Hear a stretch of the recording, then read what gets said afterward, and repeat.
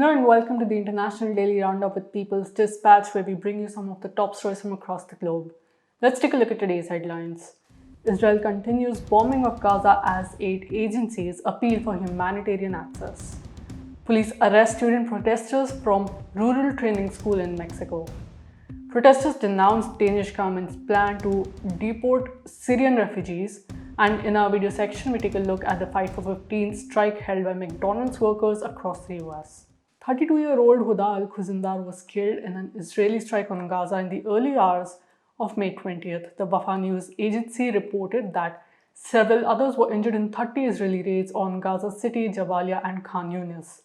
As of 11:20 a.m. local time, 230 Palestinians, including 65 children, have been killed in the Gaza Strip. Meanwhile, a general strike was observed in the city of Al-Fahm in Israel following the death of 17-year-old Mohammed Khan.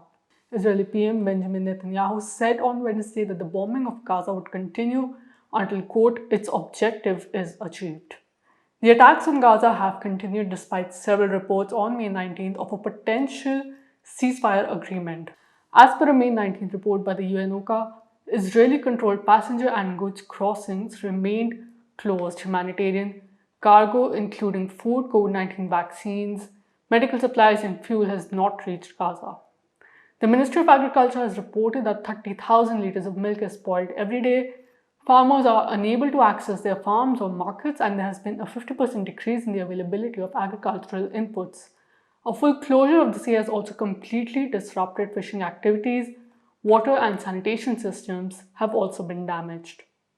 Police in the Chiapas state of Mexico detained at least 200 Normalista students during a protest on May 18th. Students at the Mactomaxa Rural Normal School had been protesting for a week to demand in-person examinations. They blocked the Chiapa de Corzo toll booth and the west entrance to the city on Tuesday.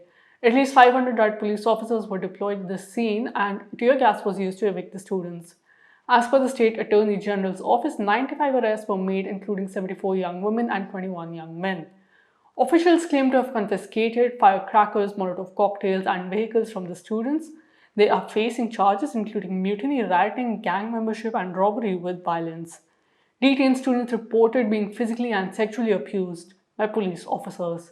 Most of the students enrolled in the Mactomaxa school hail from poor and indigenous areas in Chiapas. The state is among the poorest in Mexico, with an estimated 7 out of 10 people living in poverty. Rural training schools often are the only affordable educational options for students in the area. However, the budget for these schools has been declining. Moreover, as reported by Piada Pagina, the Mactomaxa Normal School only accepted 6 of 32 student applications in 2020. Little to no access to computers and the internet means that even those students who are enrolled are unable to give exams online. This week's protests were held after the Secretary of Education reportedly breached an agreement to hold exams in person. The Federation of Peasant Socialist Students of Mexico stated on May 19 that the students may be transferred to the El Amate prison.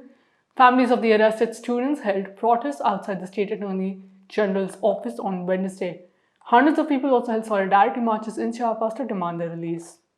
Protests were held across Denmark on May 19th against the government's decision to withdraw residency permits for Syrian refugees. Called the Red Heart protests, they were held across 25 locations in the country. The Danish government has either revoked or not renewed the permits of at least 380 Syrians between 2020 and April 1st of this year. This is based on a 2019 Immigration Service report which declared that Damascus and surrounding areas were safe for return. While many cases are still pending appeal, at least 39 Syrians have received a final rejection by the Refugee Board. However, since Denmark does not have diplomatic relations with Syria, it cannot forcibly deport refugees. This means that they will be held in departure centers where they will be unable to work or pursue an education. According to Refugees Welcome, around 35,000 Syrians have arrived in Denmark since 2011. Out of this, 4,500 people have been granted asylum due to the general risk or 7.3 status. This is often given to vulnerable groups, including women, unaccompanied children, and the elderly. Refugees Welcome stated in March that the residence permits of around 1,200 people with 7.3 status and who belong to the Damascus area will be reassessed. The government's decision also goes against new guidelines released by the UN High Commission for Refugees in March. It stated that refugees must not be forcibly returned to any area of Syria. regardless if it was under the control of the government or any other entity. And for our final story, we take a look at a strike by McDonald's workers across 15 cities in the US. Organized by the Fight for 15 campaign, workers have been demanding the right to unionize and an increase in the minimum wage to $15 per hour. The strike comes at a time when chain stores and restaurants in the US report labor shortages. Unions have pointed to extremely low wages and unsafe working conditions made worse during the pandemic. Here is a video feature on Wednesday's strike. When do we want it? When do we want it? When do we want it? What do we want? When do we want it? When do we want it? When do we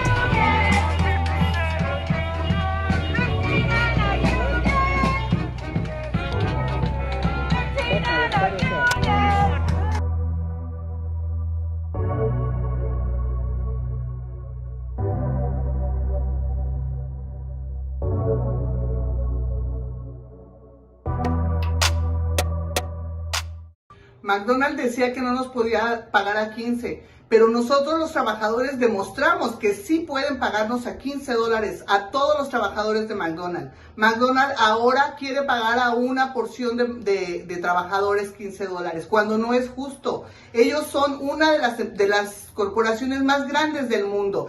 Ellos pueden pagar $15 a todos sus trabajadores, corporativos o franquicias. Es justo, McDonald's, que tú les pagues ahora $15 a todos los trabajadores que usan tu uniforme, McDonald's.